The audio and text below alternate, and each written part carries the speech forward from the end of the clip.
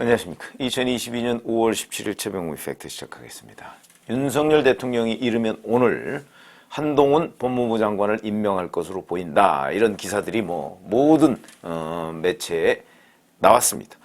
왜 그러냐면 어제까지 인사청문 보고서 채택을 해달라. 그러니까 다시 보내달라. 처음에 안 보냈으니까 이렇게 요청을 했는데 안 보냈죠. 그럼 법령상에 보면 재송부 요청을 한 기간이 끝나면 대통령이 일방적으로 임명해도 되도록 돼 있습니다. 다만 이제 한덕수 총리 후보자의 경우엔 국회 표결을 거쳐야 되기 때문에 안 되는 것이고, 그건 이제 민주당이 계속 붙잡고 있는 거지만, 장관 후보자의 경우에는 청문 보고서 채택 재송부 요청에 국회가 응하지 않았을 경우에 대통령이 임명할 수가 있다. 지금 민주당은 대부분 청문 보고서 채택을 안 했기 때문에 한동훈 장관 후보자 잘 아시지만 민주당에서 부적격이다 얘기하고 있는데 부적격의 이유가 별로 없습니다.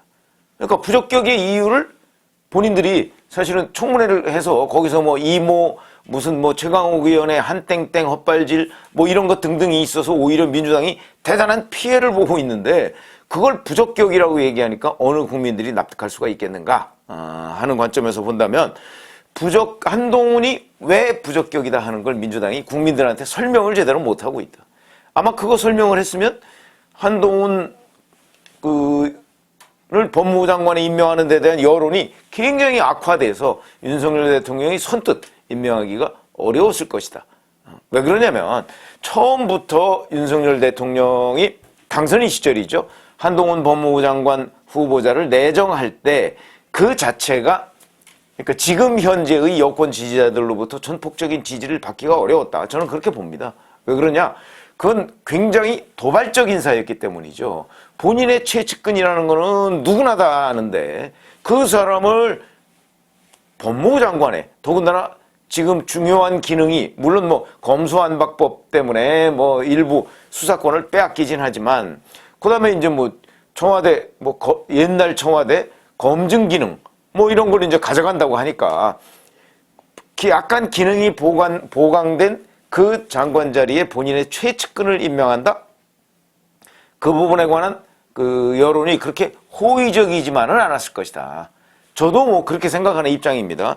그런데 문제는 이 사람은 안 된다라고 지금 민주당이 주장을 하고 있는데 그 근거가 국민들이 납득할 수 있는 수준이 돼야 된다는 거죠. 근데 그거를 청문회에서도 입증을 못했고 그다음에 그 이후에 여러 언론 매체를 통한 공세에서도 한동훈이 왜 법무장관이 돼서는 안 되는가? 그게 측근이다, 소통령이 될 수 있다, 그거는 측근이라는 거는 물론 과거의 사실이지만 소통령이 될 수 있다는 거는 누구도 장담할 수 없는 대목입니다. 앞으로 국정에 곳곳에 관여할 수 있다. 법무부 장관이 어떻게 국정 곳곳에 관여하죠?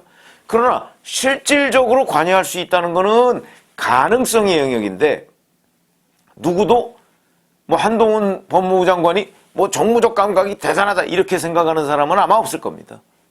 그렇기 때문에 그건 앞으로 혹시 있을지도 모를 일을 가지고 국민을 설득한다는 거는 대단히 공허한 얘기가 된다.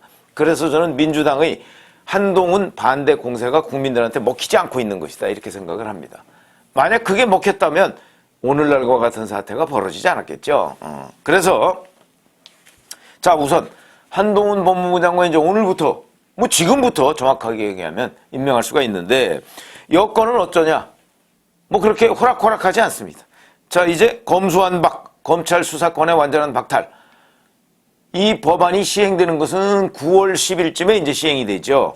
그렇게 되면 한 4개월도 이제 채 남지 않았습니다. 이 기간 동안에 이 법안의 처리 과정이나 내용이나 이런 것들이 우현적이다 하는 우현소송을 해야 될 것으로 보입니다. 그 다음에 또 하나는 검찰 인사를 곧 해야 되겠죠. 빠르면 5월 내로 할 것이다. 이런 예측도 있는데, 그 다음에 민주당의 소통령 공세를 적절히 막아내야 되는 이런 삼중고에 있는 것이다.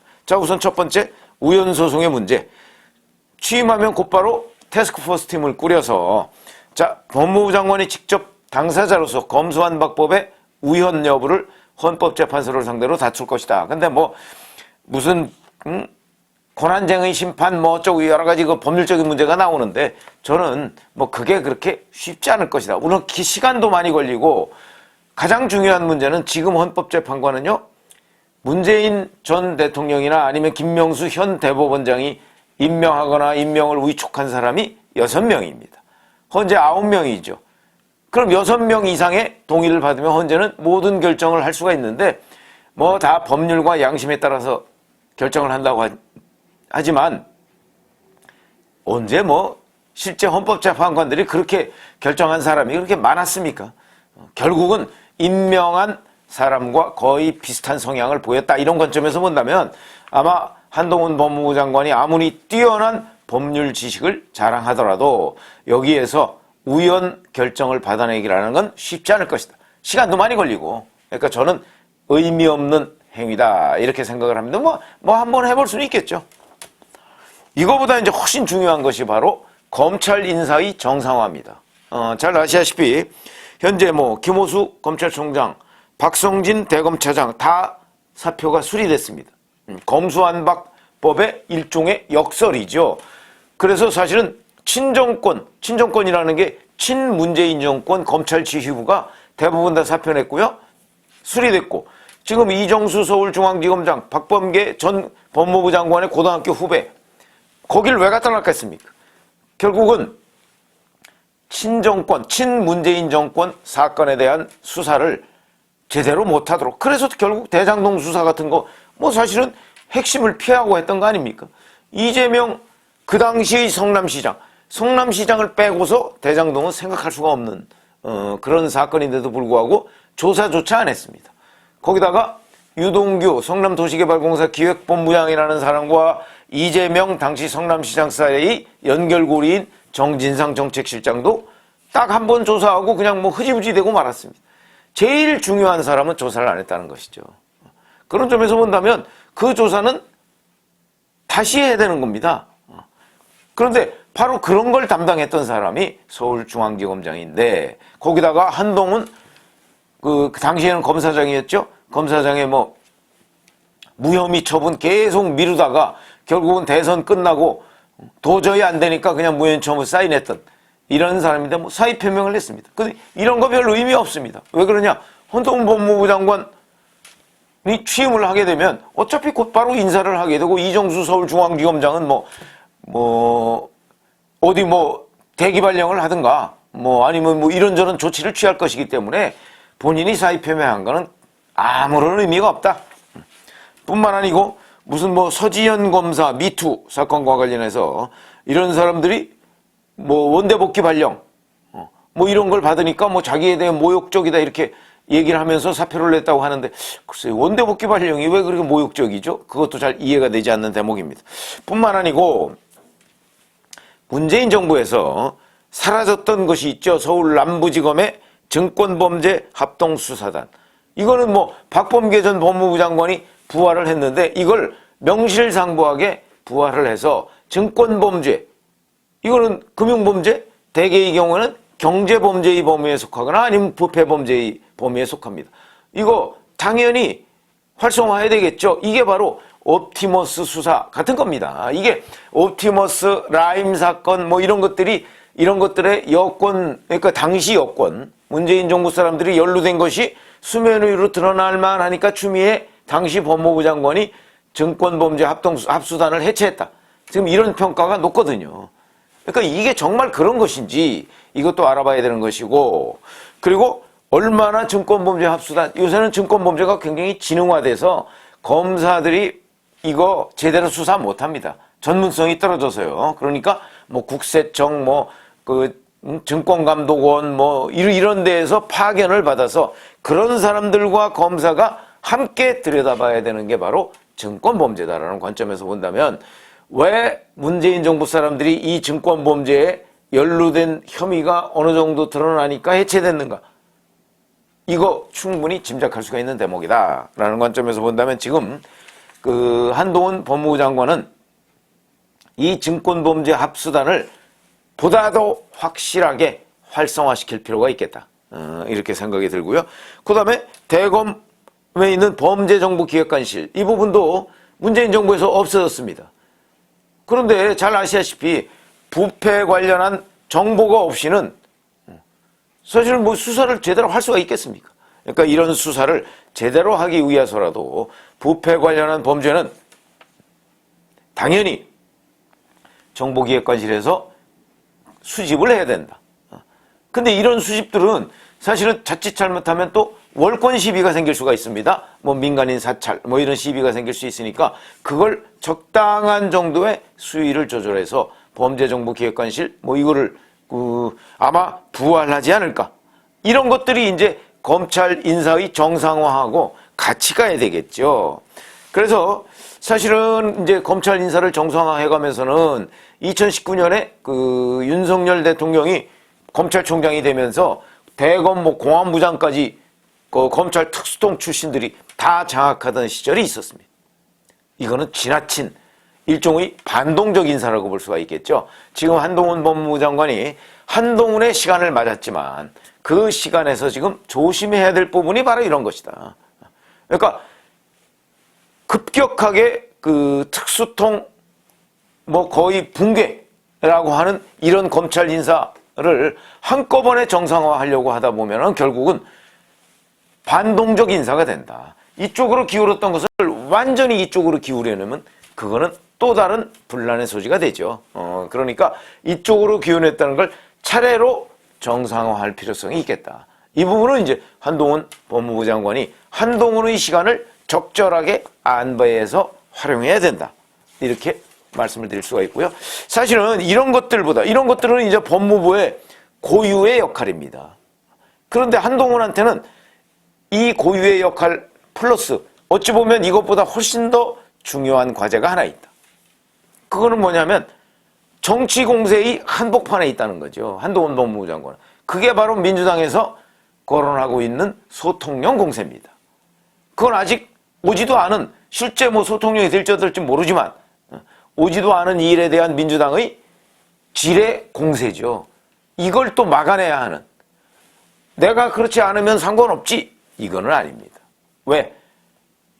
한동훈 법무부 장관, 한동훈의 시간에 벌였던 하나하나 일거수일투족은 모두 다 민주당 정치 공세의 대상이 된다.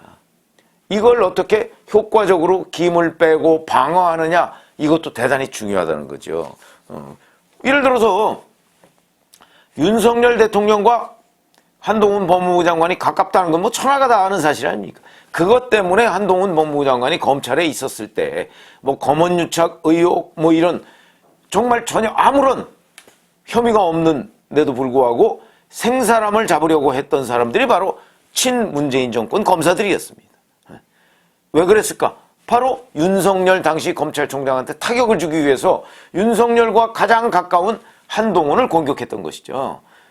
근데 그거는 어찌 보면 뭐 본인의 노력에다가 뭐 여러 사람들의 도움 때문에 효과적으로 막아냈고, 그리고 실질적으로 채널의 이동재 전 기자의 한동훈 검사장과의 대화 녹취록이 다 공개되면서 이건 혐의가 없네.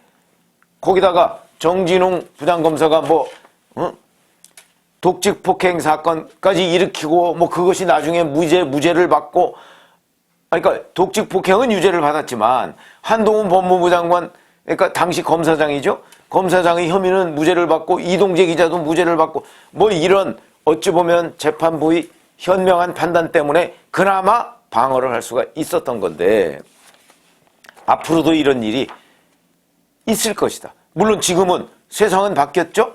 이제 윤석열의 시간, 한동훈의 시간이죠. 그러니까 지금 검찰 지휘부가, 그러니까 새롭게 구성될 검찰 지휘부가 뭐 이 사건이나 아니면 윤석열 대통령 관련 사건을 편파적으로 수사할 가능성은 없어졌죠, 이제. 그렇기는 하지만 여전히 민주당의 정치 공세는 강화될 것이다. 이렇게 본다면, 그래서 사실은 아까 제가 말씀드렸던 미투 서지현 검사 사표, 임은정 검사에 대해서 심층 적격 심사 대상 뭐 이걸 벌써 일부 신문들은 천액이다 뭐 이렇게 쓰고 있습니다. 그게 왜 천액입니까? 지금 한동훈 장관 취임도 안 했는데. 이렇게, 이것도 저는 일부 친문재인 정부 매체의 공격적, 공세적 프레임이다 이렇게 봅니다. 이런 것도 결국은 한동훈 법무부 장관이 대응을 할 수밖에 없는 상황이다 라는 관점에서 본다면, 자, 한동훈 법무부 장관의 뜻과 무관하게 정치 공세의 중심에 설 수밖에 없는데, 이러려면 이제 정무적 판단을 해야 되는 거죠. 뭐 때로는 가짜 뉴스가 유포될 가능성도 대단히 높습니다. 그것을 어떻게 대응하느냐 하는 것이 이제 한동훈의 시간에서 법무부 고유의 일보다 어찌 보면 훨씬 중요한 일이 될 가능성이 높다라는 관점에서 본다면, 저는 한동훈 법무부 장관이 이런 정무적 판단 능력을 갖췄을 거라고 보지는 않습니다. 벌써 이 인사청문회 과정에서 대응하는 것들을 보면 저희가 보기에 이게 과유불급이라고요? 지나치면 한동훈 법무부 장관이 오히려 의심을 받기 십상입니다. 국민들로부터. 뭐 똑똑하다 그건 알겠는데, 이게 너무 똑똑하면 똑똑한 척한다 뭐 이런 또 거부감이 있거든요. 그래서요, 국회 같은 데 가서는 적절하게 대응 수위를 정하는 것, 이게 바로 정무적 판단입니다. 과거 이홍구 통일부 장관이 그런 얘기를 많이 했습니다. 아, 이홍구 통일부 장관이 어떤 사람입니까? 뭐 잘 아시지만 뭐 서울대 교수, 서울법대에 나와서 서울대 교수, 정치학 교수를 했던 사람입니다. 그 통일부 장관하고 나중에 국무총리까지 했습니다만은 그런 얘기를 굉장히 많이 했습니다. 국회에 가면 적당히 얼버무려줘야지 거기서 하나하나 따박따박 맞대응을 하면 결국은 부러진다. 이런 얘기를 많이 했습니다. 뭐 그 양반이, 그 이용구 국무총리가 그러면 뭐 이런저런 뭐라고 할까요? 뭐 본인의 소신이 없거나 지식이 없어서 그랬을까요? 그렇지 않았습니다. 그것처럼 한동훈 법무부 장관도 앞으로 한동훈의 시간이지만 이제 국회에 자주 나가게 될 겁니다. 법사위에. 그랬을 경우에 어떻게 정무적 대응을 해야 될 것인가. 법무부 고유의 일 외에도 대응할 일이 엄청나게 많을 텐데, 더군다나 요즘에는 법무부 장관이 취임이 아니고 출근하면서 기자들의 질문을 받는 경우가 굉장히 많습니다. 이 부분에 관해서 연구를 좀 하고 한동훈의 시간을 맞을 준비를 해야 되겠다. 이렇게 말씀을 드립니다. 고맙습니다.